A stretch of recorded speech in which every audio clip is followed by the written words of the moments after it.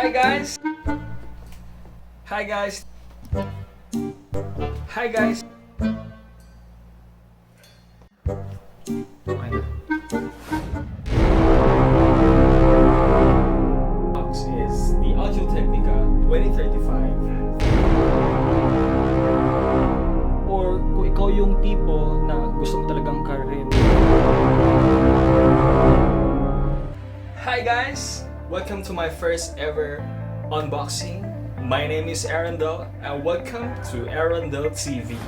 What are we going to unbox is the Audio-Technica 2035 from Audio-Technica's 2000 series. Just a brief background about this series or this mic, the 2000 series. It was first launched or released at year 2004 and their first main line was the AT2020. Later on the year 2008, they released this AT25 XLR2 as well as the AT2050. By the way, this is a XLR mic, so you will be needing an interface or audio interface for it to connect to the PC kasi hindi pwede na XLR to USB then diretso sa computer, hindi siya magagamit. So you need to have an external audio interface for this one to work. These mics are used for Olympics broadcasting, recording, and even in presidential debates. Based on my research, they claimed that these mics were actually powerful. They sound really well, they perform really well. Actually, performance-wise, these mics are good, based on their claims. So just let me know guys if you want a review. Just put your comment down below. But right now, we will just unbox and let's see what's inside. Alright, let's go! Alright guys, let's start unboxing this thing. The Audio-Technica AT2035 Cardioid Condenser microphone. It feels really premium. Box pa lang niya. It's very sturdy. I'm very sure if you order this abroad, makakarating siya sa inyo safe. Especially yung inside. Kasi sobrang solid ng pagkakagawa ng lagayan niya. So, also, sa box pa lang, malalaman mo na kung ano yung mga features na meron. So, it has high SPL handling and wide dynamic range, switchable 80 Hz, high pass filter, and 10 decibel fan. Alright, so let's go. What's in a box? So, dahan-dahan lang. Ayan na ang mic natin. Ang Audio-Technica 2035. Grabe.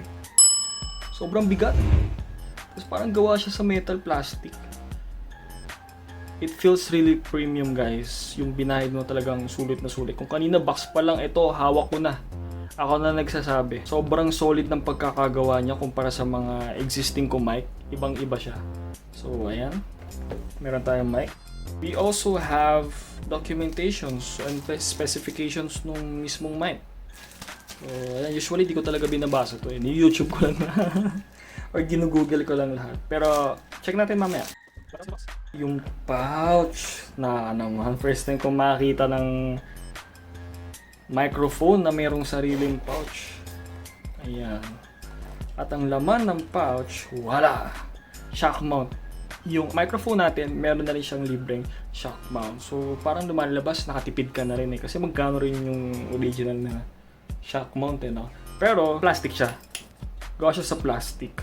I think ang pinaka magiging problem lang dito is yung katagalan. Sobrang tagal. Pero I think matagal na yung 5 taon eh. Or 6 na taon para dito. What else? We have, last. Sa wallet ni nanay. Ayan, pwede yung gawing wallet to. Alis kayo, ito dala-dala mo. No? Sabi lang, no? Also is the, what do you call this? Para siyang converter or connector ng 3/8 to 5/8 I guess. Kung mali ako, pasensya na. Ayan. Ito yung pang-connect natin sa mic stand. Alright?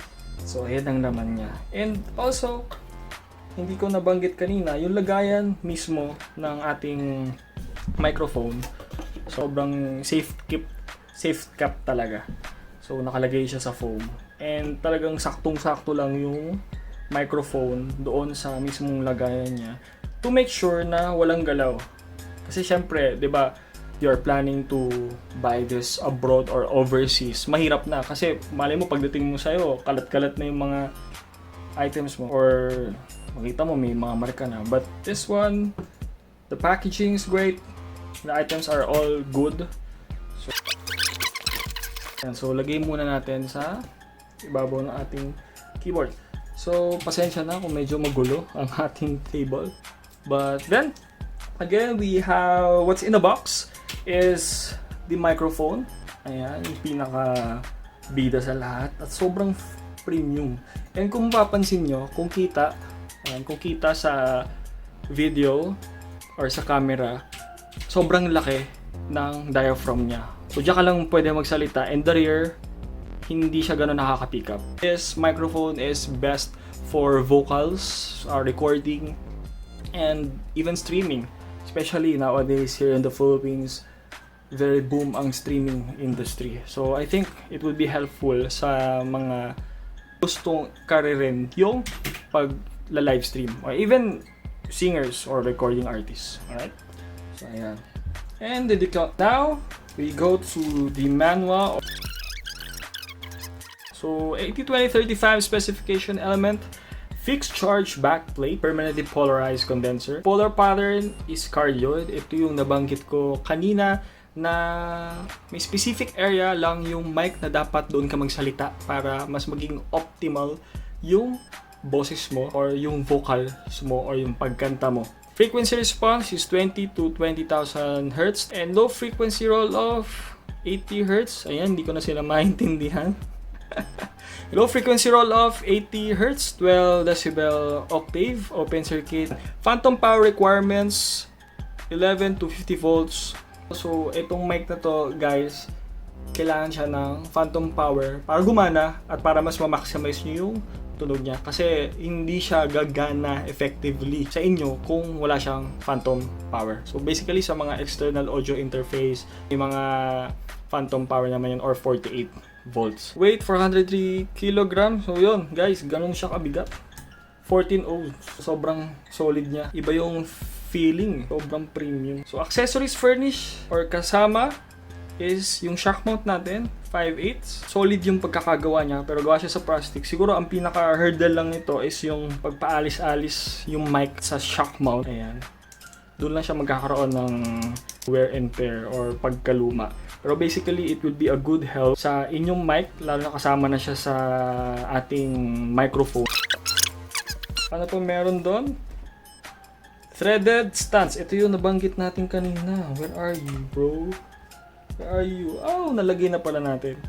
Okay, so ang pinaka-sense nitong threaded stand natin is para sa mga mic stands or boom arm mic. Ang size nito ay 5/8 to 3/8. Ayan, so kung yung kayo mag-streaming and ang meron kayo is boom arm, kailangan nyo to para makonect kayo. Okay, and what else we have this one. Ang pouch ni nanay, kung saan maraming pera. Guys, ang pinaka-sense nito is if you want to travel, tas dala-dala mo yung mic, I think pwede mo din naman gamitin. Yung nga lang, sa price nito and sa quality, I guess kailangan mas doble ingat yung ibigay natin sa product natin or sa microphone natin para at least tumagal siya ng sobrang tagal at magkaroon ng forever or mapatunayan natin ang forever. So I think that's it guys. Ayan na ang ating laman. Documentation, the pouch, the microphone, and the mic connector, and the shock mount. Ayan. Ganyan siya ka-solid, guys. Sinasabi ko sa inyo. Binayad nyo with regards to this product for AT2035, sobrang sulit. And hindi pa natin napag-usapan yung nakita ko sa mic. Ito, pad, negative 10 decibels.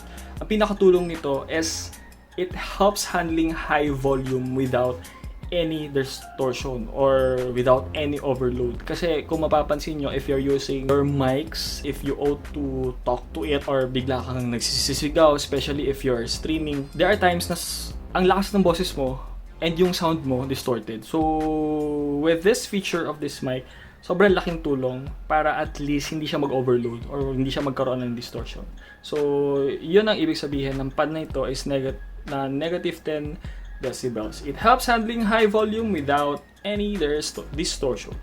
Okay, this one naman is the low cut feature ng ating AT2035. Ang pinaka-purpose nito is it helps decrease capture of unnecessarily or unwanted low frequency. Example, if nagsistream ka or nagre-record ka, then sometimes, di ba, merong aircon or merong electric fan, yung mga mumble sounds, hindi niya na pinipick up at a certain frequency. So, yan guys, hindi ko pa kasi siya talaga fully na-check. Kaya hindi ko pa din alam yung exact na purpose niya. Pero basically, yung pinaka-sense niya, it's a feature that helps decrease capture of undesired or unnecessary low frequency. So, this tool ay wala doon sa first line ni AT2000 series na si AT2020. But then again, meron to sa AT2050. Okay? So, ito yung Audio-Technica 2035. So, ito yung laman niya. Alright? I think ito na yun, guys. So, ang pinakasusunod na lang dito is yung review natin about the performance and the sound quality. And tingnan natin, patunayan natin, guys, kung na-research natin is totoo. Pero kailangan muna natin bumili ng external, external audio interface, which is nabili naman na natin. Okay? So, ang question is, Erandelle, saan mo nabili to? So, nabili natin to sa JB Music Store sa Cubao. And take note, hindi to sponsored. I just want na ma-review siya kasi bukod sa sobrang excited ako magamit siya. Though I'm using a USB microphone as of this moment and wala akong problema sa kanya, I'm using Quadcast X. I just want to try and have a difference in my stream and my recording and in my voiceover work kung ano ang quality kapag XLR mic ang gamit mo. So sa mga nagtatanong or sa lahat na nag-abang, ang price nito is 9,400. Sobrang mura para sa XLR mic. Though I think usually mas mura naman talaga yung XLR mic. Pero sa hawak niya, sa build niya, sa mga kasama na items, it's for me very worth it. Okay? So, sa mga nagsisimula, hindi ko siya sinasuggest as of this moment. Not unless you have a budget for it or kung ikaw yung tipo na gusto mo talagang karin ang pag-streaming or ikaw ay nagre-recording ng mga kanta or maybe meron kang freelance or side na work na voice over kasi sobrang laking tulong nito and I recommend this not now pero I think you can use it, sabi nila, as a beginner. Use it or maybe nibigyan ako ng review, no? Hindi ko pa nagagamit.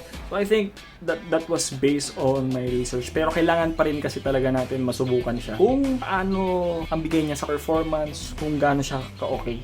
Guys, I will link down on the description kung saan ko siya binili. Before bibili kayo sa JB Music, I advise itawag nyo muna. Kasi right now, due to pandemic, sobrang hirap ng delivery nito sa kanila mismong store. So, hindi 100% lagi silang merong stock. So, I suggest itawag nyo muna sa JB Music or kahit saan stores na gusto nyo.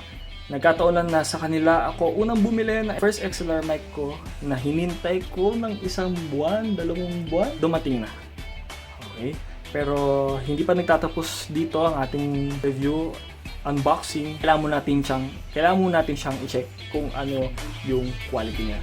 So, yun lamang guys. Sobrang dami ko nang sinasabi. I think that's it. Hanggang sa muli. Maraming salamat sa panonood nyo. So, guys, kung nagustuhan nyo yung unboxing natin, huwag nyo kalimutan mag-subscribe. Huwag nyo kalimutan mag-like. Ayan. And kung meron kayong suggestions sa paraan ng pag-review natin, just let me know down on the comments. Message nyo lang ako. It will be very helpful sa mga susunod nating review. Okay, so once again guys, this is Erandelle and thank you so much for joining me here in my channel, Erandelle TV. Thank you so much. Let's go!